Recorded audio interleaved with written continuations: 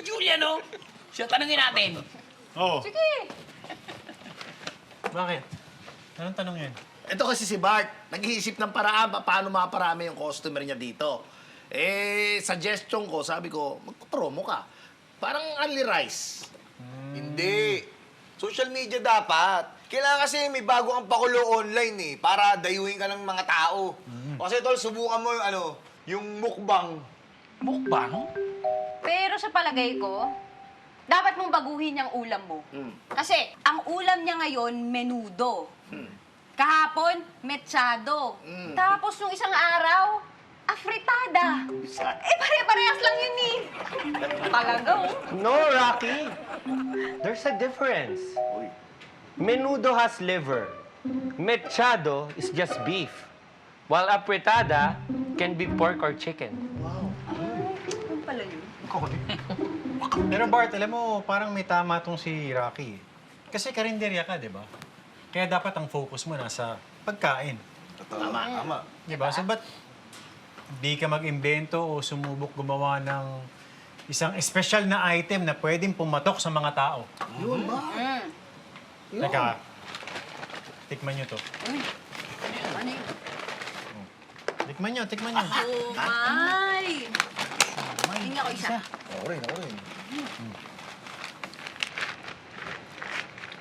Pare, ang sarap nito ah. Pare? Saan mo nabili ito? Gawa ni Gwen. Yung ino-order ni Pam ng pagkain. Ang galing ng batang yun. Gusto mo, Bart? Tanong ko, baka pwede siyang mag-supply ng siomay sa'yo.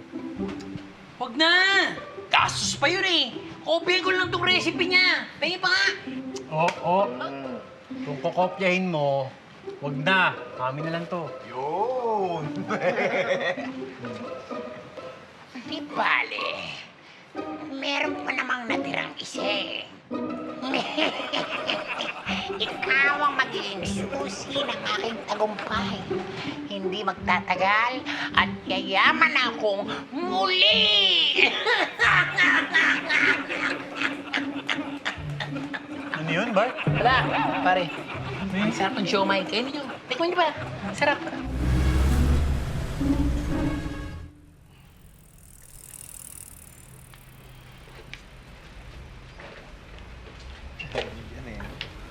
Gutom ako. Oh, ayan oh. Ayan si Joey oh. Si Joey ang patikman natin. Kung nahuli ko na yung tamang lasa ng recipe. Joey, ka nga. Joey! Sige. Ano mo ba yan? Ito kasi, nagluto ko ng siomay. Tikman mo kung nagaya ko na yung lasa ng recipe. Tabang?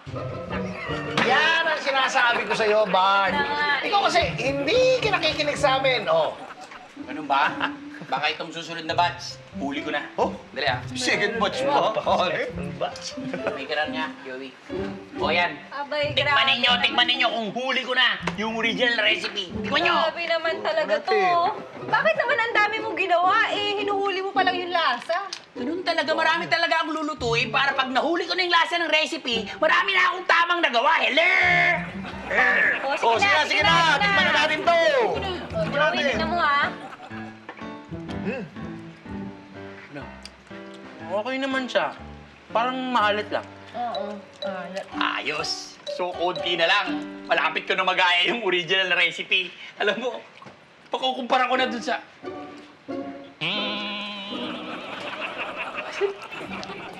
Asan yung show? This is the best shomai I've ever had.